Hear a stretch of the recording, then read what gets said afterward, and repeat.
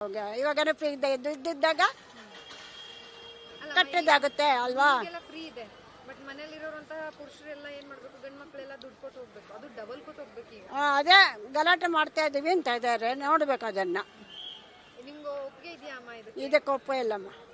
ಒಪ್ಪಲ್ವಾ? ನಾನು ಚಿಕ್ಕಬಳ್ಳಾಪುರದಿಂದ. ಸೊ ಈಗ ನೀವು ಪ್ರಯಾಣ ಮಾಡ್ಕೊಂಡು ಬಂದಿದ್ದೀರಾ, ನಿಮ್ಗಂದ್ರೂ ಫ್ರೀ ಇದೆ, ನಿಮ್ಗೆ ಏನ್ ಕೇಳೋ ಹಾಗೆ. ಹೌದು. ಬಟ್ ಪಾಪ ಪುರುಷರೆಲ್ಲ ಈಗ ದುಡ್ಡು ಕೊಟ್ಟು ಬರ್ತಾರೆ, ಏನ್ ಹೇಳ್ತಾರೆ?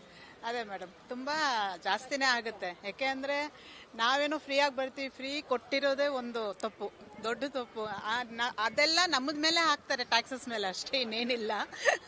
ಅಷ್ಟೇ, ನಮಗೆ ಫ್ರೀ ಅಂತ ಬರ್ತಿದೆ ಅಷ್ಟೇ, ಟ್ಯಾಕ್ಸಸ್ ಮೇಲೆ ನಾವೇ ಇನ್ನ ಜಾಸ್ತಿ ಕಟ್ತಿದೀವಿ.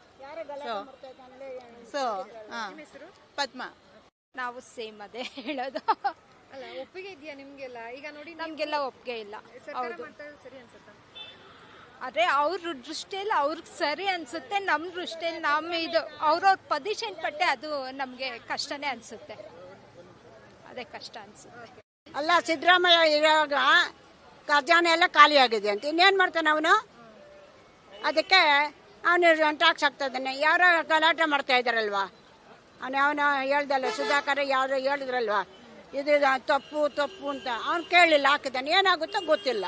ಖಜಾನೆ ಖಾಲಿ ಆಗಿದೆ ಅಂತ ಸಾರ್ವಜನಿಕರ ಮೇಲೆ ಇರೋದು ಸರಿನಾ? ಅದೇನೋ ಅವ್ರೇನು ಎಷ್ಟು ಲೂಟಿ ಮಾಡಿರ್ತಾರೆ ನಮ್ಗೇನು ಗೊತ್ತಾಗುತ್ತೆ? ಲೂಟಿ ಮಾಡೋದು ರೂಢಿ ಆಗಿದೆ ಅಲ್ವಾ ರಾಜಕೀಯವ್ರಿಗೆ, ಅದಕ್ಕೆ ಏನೇನು ಮಾಡೋಕ್ಕಾಗಲ್ಲ ಅಷ್ಟೇ.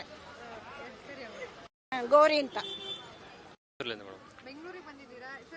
ಮುಂಚೆ ಕೊಟ್ಟು ಬರೋಷ್ಟು ದುಡ್ಡು ಕೊಟ್ಟು ಬಂದ್ರೆ ಜಾಸ್ತಿ ಕೊಟ್ಟು ಬಂದಿದ್ದೀರಾ? ಜಾಸ್ತಿ ಕೊಟ್ಟು ಬಂದೆ ಮೇಡಮ್. ಎಷ್ಟು ಕೊಟ್ಟಿದ್ದೀರಾ ಜಾಸ್ತಿ? 50 ರೂಪೀಸ್ ಎಕ್ಸ್ಟ್ರಾ ಇದೆ. ಸರ್, ಒಪ್ಪಿಗೆ ಇದೆಯಾ ನಿಮಗೆ? ಇಲ್ಲ ಮೇಡಮ್. ಏನು ಹೇಳ್ತೀರಾ ಸರ್ ಗೌರ್ಮೆಂಟ್ಗೆ ಏನು ಹೇಳ್ಬೇಕು ಹೇಳ್ರಿ?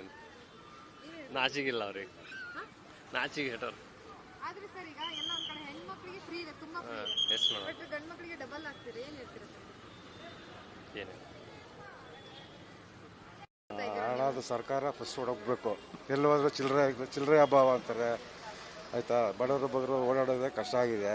ಈಗಿರೋದೇ ತಡ್ಕೊಳಕ್ಕಾಯ್ತಾ ಇಲ್ಲ, ಕರೋನಾ ಬಂತಾಗಿಂದ.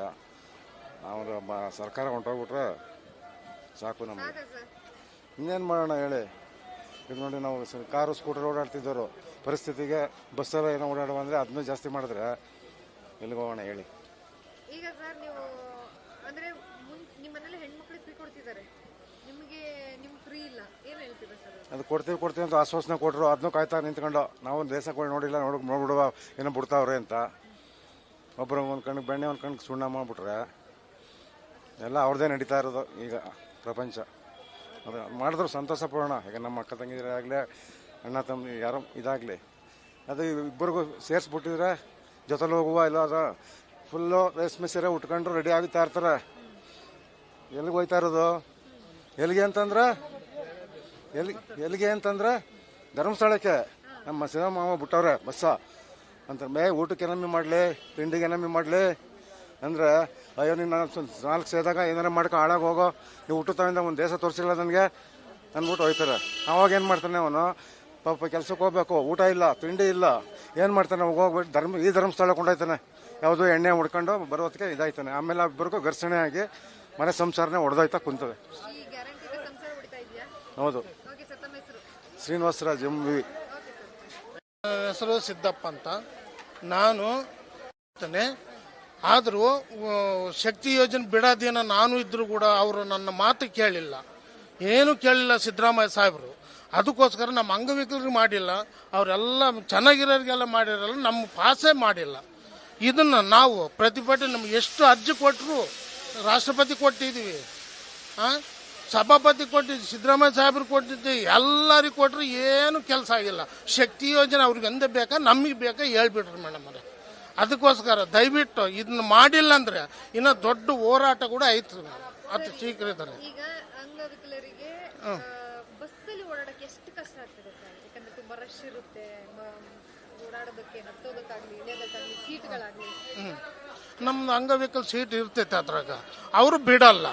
ನಮ್ಮನ್ನು ಫ್ರೀ ಮಾಡಿದ್ರೆ ನಾವು ಬಿಡ್ದಂಗೆ ಮಾಡ್ತೀವಿ ಅವ್ರನ್ನ. ಏನು ಕಷ್ಟ ಇಲ್ಲ ನಮ್ದು. ನಾವು ವಿಧಾನಸೌಧಕ್ಕೆ ಬಂದು ನಾವೇ ಕೇಳೋ ಶಕ್ತಿ ಐತಿ ನಮಗೆ. ಫ್ರೀ ಬಸ್ ಬೇಕೇ ಬೇಕು ನಮಗೆ. ಬಿಡ್ಬೇಕು. ಹೆಣ್ಮಕ್ಳೆಲ್ಲ ಸುಮ್ಮನೆ ತಿರುಗ್ತಾರಲ್ಲ, ಅವರೆಲ್ಲ ಒಂದು ಸೀಟ್ ಇಲ್ದಂಗೆ ಮಾಡ್ತಾರೆ ಹೆಣ್ಮಕ್ಳು. ಯಾತಕ್ಕೆ ಬೇಕು ಮೇಡಮ್ ಅವ್ರೆ ಇದು? ಕಾಲಿಲ್ದವ್ರು ಬಿಟ್ಟು ದೇವ್ರು ಒಪ್ತಾನ. ಇದನ್ನೆಲ್ಲ ಏನು ಬಾಗತ್ತೆ? ಸರ್ಕಾರದ ಏನು ಮಾಡೋಕ್ಕಾಗಿಲ್ಲ. ಅವರು ಸುಮ್ಮನೆ ಅವ್ರನ್ನ ಬಿಟ್ಟು ಬಾಗಿ ಆಗೈತೆ. ನಾವೇನು ಮಾಡ್ಬೇಕು ಹೇಳು? ಸರ್ಕಾರದಾಗ ಇಂಥವೆಲ್ಲ ಮಾಡಬಾರ್ದಾಯಿತು. ಬಡವರಿಗೆ, ಕಾಲಿಲ್ದವ್ರಿಗೆ, ಹಿರಿಯ ನಾಗರಿಕರಿಗೆ ಅಂಥವ್ರಿಗೆ ಮಾಡಿದ್ರೆ ಒಂದು ಸೌಲಭ್ಯ ಆಗುತ್ತೆ ಮೇಡಮ್ ಅವರೇ. ಇಂಥವೆಲ್ಲ ಮಾಡಬಾರ್ದು ಅಂತ ನನ್ನ ಅಭಿಪ್ರಾಯ.